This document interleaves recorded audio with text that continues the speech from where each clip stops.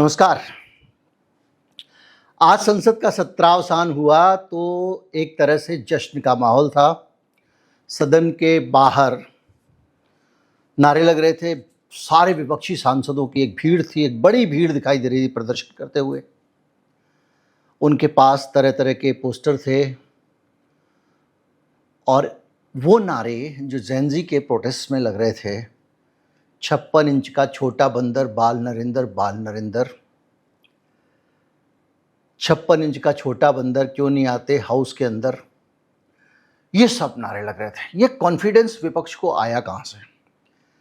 एक सत्र जब 20 तारीख को शुरू हुआ था और अब ये जब इसका अवसान हुआ है, तब तक आते आते पूरी तस्वीर पलट चुकी है।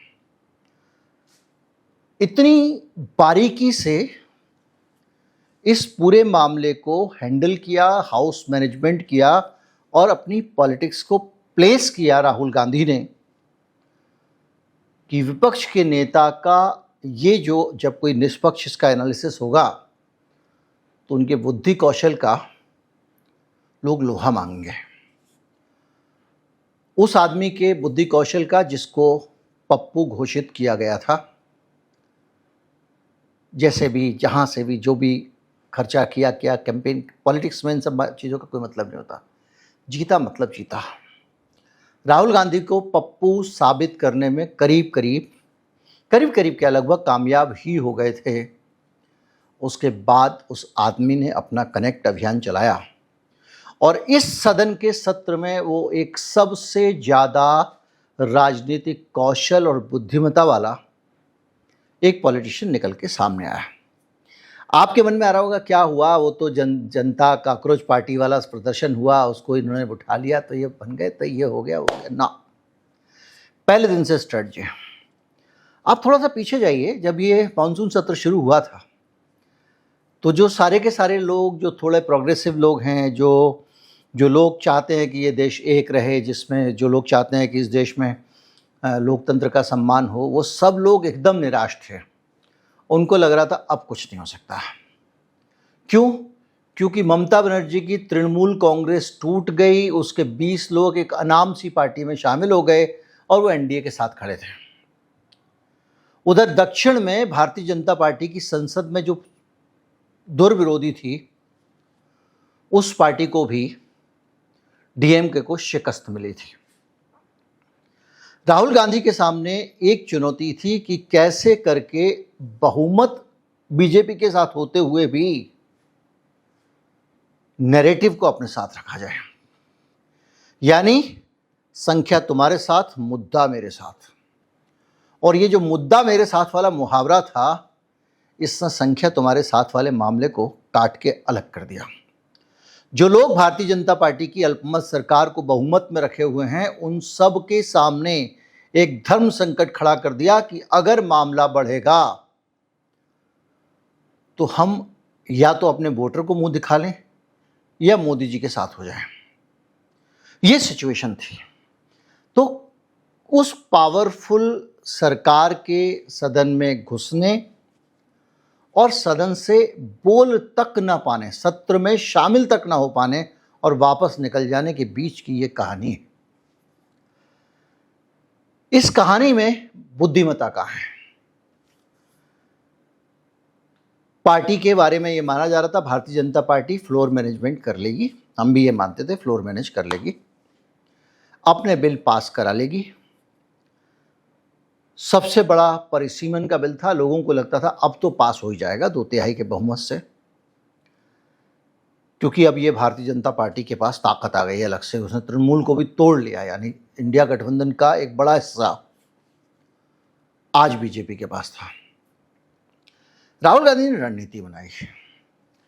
उसने कहा संख्या जो भी हो, हम मुद्दे ऐसे उठाएंगे। और इस मामले में भारतीय जनता पार्टी चूक गई। भारतीय जनता पार्टी का जो रणनीतिक कौशल है, भयंकर कमजोर पड़ा इन दिनों में, साफ दिखाई देता है। इन्होंने परिसीमन बिल लाने की सोची कि भाई संख्या बहुत बड़ी है, हम परिसीमन वाला बिल ले आएंगे। तो परिसीमन वाला बिल ले तो आओगे, पर कांग्रेस पार्टी ने इस बिल को एक अलग तरीके से रखा। कांग्रेस पार्टी ने रखा, भाई देखो ये दक्षिण के राज्यों के साथ अन्याय है, तुमने परिवार नियोजन किया, तुमने अपने कम बच्चे पैदा किए, इस देश के विकास में योगदान दिया, तुम आज उन्नत हो, आगे बढ़े हुए हो, लेकिन राज तुम्हारे ऊपर वो गुटखा खाने वाला करेगा जो तुम्हारे यहाँ नौकरी करने आता है। तुम्हारे ऊपर सिर पे बैठेगा हिंदी हार्टलैंड का आदमी, क्योंकि भारतीय जनता पार्टी इस परिसीमन के जरिए उसकी सीटों की संख्या बढ़ाने की साजिश कर रही है। ये एक फ्रेम था। इस फ्रेम के आने के बाद चाहे तुम एनडीए के मेंबर हो, चाहे तुम भारतीय जनता पार्टी के मेंबर क्यों ना हो, तुम्हारे सामने सबसे बड़ा दम संकट है कि तुम अपने वोटर को क्या मुंह दिखाओगे अगर तुम साउथ के सांसद हो। आप केरल के हो, कर्नाटक के हो, आंध्रा के हो, तमिलनाडु के हो, इससे कोई फर्क नहीं पड़ता। आज तुम्हारी सीटें कम हो रही हैं, तुम्हारी ताकत कम हो रही है। एक फेडरल स्ट्रक्चर के अंदर ये हिंदी हार्टलैंड वाले हमेशा के लिए तुम्हारे ऊपर राज करेंगे। और वैसे भी हिंदी, हिंदू, हिंदुस्तान के नारों के बीच में दक्षिण भारत का व्यक्ति कहीं ना कहीं ये अनुभव करता है कि ये हिंदी के जरिए हमारे ऊपर डोमिनेट करना चाहते हैं और हमारी अस्मिता पे खतरा है। तो ये जो भाषाई सेंटीमेंट है, वो सेंटीमेंट भी इन्होंने छुआ। तो सिचुएशन ये हुई कि भाई तुम हो बहुमत में, पर प्यारे वोट तुम्हारे पक्ष में देने वाला बहुत पिटेगा। क्या चंद्रबाबू नायडू खुल के परिसीमन का समर्थन कर सकते थे? उनकी बैसाखी में सरकार खड़ी हुई है। ये राहुल गांधी का मैनेजमेंट था, और जब उन्होंने ये किया तो कहीं ना कहीं से भारतीय जनता पार्टी के पास में कोई रास्ता नहीं था सिवाय इसके कि वो इन बिलों पे पीछे हटते। दूसरा बिल और आया, वो बिल था FCRA bill. Bharatiya Janata party ने बहुत शरारत के साथ इस बिल को बनाया था। उनका मकसद ये था कि वो बिल्कुल वही आरएसएस के दफ्तर में बैठ के शॉर्ट साइटेड टाइप का, आगे तक सोचना नहीं, कुछ करना नहीं, बना देना, उस टाइप का बिल था। हम ये करेंगे, पहले बोलेंगे कि तुम्हारा जो पैसा गलत आया चर्च के अंदर, उसके बाद कहेंगे चर्च की संपत्ति जब्त करने का जुगाड़ कर रखा था। लेकिन आप किसी एक इंस्टीट्यूशन की, किसी एक स्कूल के संस्थान है, मान लीजिए कोई भी है, कॉर्नवेल कॉन्वेंट है, कोई भी, इतने सारे स्कूल हिंदुस्तान में चल रहे हैं, मिशनरी ऑफ चैरिटी चल रहा है मदर टेरेसा का, आप किसी भी एक मामले को उठा के सारी उनकी संपत्ति जब्त कर लोगे? उन बच्चों का क्या होगा जो वहां पढ़ते हैं? और उन स्कूलों को चलाएगा कौन? ये एक ऐसा विध्वंसक कानून लेके आए थे। और इस कानून पे भी निश्चित तौर पे, चूंकि सूझबूझ की कमी थी, इसी सेशन में रख भी दिया। इनको लगा अब तो 20 लोग हमारे पास यहाँ के भी आ गए, वहाँ पे आ गए, सब पास करा लेंगे और उसके बाद तो हम जो चाहेंगे वो करेंगे, माइनॉरिटी का उत्पीड़न करेंगे। अमेरिका से आवाज़ उठ गई, अमेरिका के खिलाफ नहीं जाते हैं भाई लोग हमारे। अब इस मसले पर भी एक बहुमत वाली सरकार भी कमज़ोर फ्रंट पे खड़ी थी। साउथ के राज्य समर्थन नहीं देंगे। धार्मिक कट्टरता के समर्थन में अगर किसी राज्य के कुछ लोग हो सकते हैं साउथ में, तो वो एक कर्नाटक है। बाकी कहीं पे भी हिंदुत्व का कार्ड नहीं चलता। केरल ऐसे भी खिलाफ है इनके, और केरल में बड़ी संख्या ईसाइयों की है। बहुत सारे मुस्लिम्स को भी ये दिक्कत है, और ये संविधान की मूल भावना के खिलाफ है। तो इन दो बिलों के ऊपर सरकार घिर गई थी। और तीसरा बिल था महिला आरक्षण वाला। आपको याद होगा, महिला आरक्षण का बिल जब पिछली बार आया था तो बहुमत होते हुए भी सदन में भारतीय जनता पार्टी उसको पास नहीं करा पाई थी, और इस बार फिर वो बिल आ गया। इन तीनों बिलों पे कांग्रेस लगातार घेरती चली गई भारतीय जनता पार्टी को। ये बैकफुट पे थी, इनको ज़्यादा एडवोकेट नहीं कर सकती। जितना इनके समर्थन में बोलेगी उतना इनके खिलाफ इनके ही समर्थक, इनके ही सहयोगी होते जाएंगे। ये एक टेम्पो चल रहा था, टेम्परामेंट चल रहा था। और ख़ास तौर पे एफसीआरए बिल शायद मोदी सरकार, जो उनका स्टाइल है, लाई भी इसलिए थी कि वो काउंटर अटेंशन वाला बिल हो जाएगा, सब लोग इस बिल में लड़ने भिड़ने लग जाएंगे और उस चक्कर में हम दूसरा कुछ निकाल के ले जाएंगे। इस बीच में कांग्रेस पार्टी बहुत दिनों से एक नीट वाले मसले को उठा रही थी, चोरी वाला, नकल वाला। वो हो गया और नकल के साथ साथ एक अयोध्या की चोरी वाला मसला भी आ गया। अब राम मंदिर की चोरी वाला मसला जब आता है तो तुम्हारे अपने हिंदू समाज के अंदर मामला अटक जाता है कि भगवान के मंदिर के अंदर भी चोरी। ऊपर से बुद्धि की बलिहारी देखिए, सदन का सेशन चल रहा है, जिस चंपत राय ने इस्तीफा दिया है वो फिर राम मंदिर पहुंच गया और वोट मांग रहा है, ऐसी खबरें आती हैं। तो दोबारा से बनना चाह रहा है वो वहां पे सचिव। अब ये लोगों का दिमाग ठनकने वाली बात है। यहां तीसरे फ्रंट पे घुस गए, राम मंदिर की चोरी वाले पे, और नीट वाला मसला राहुल गांधी उठा ही रहा था।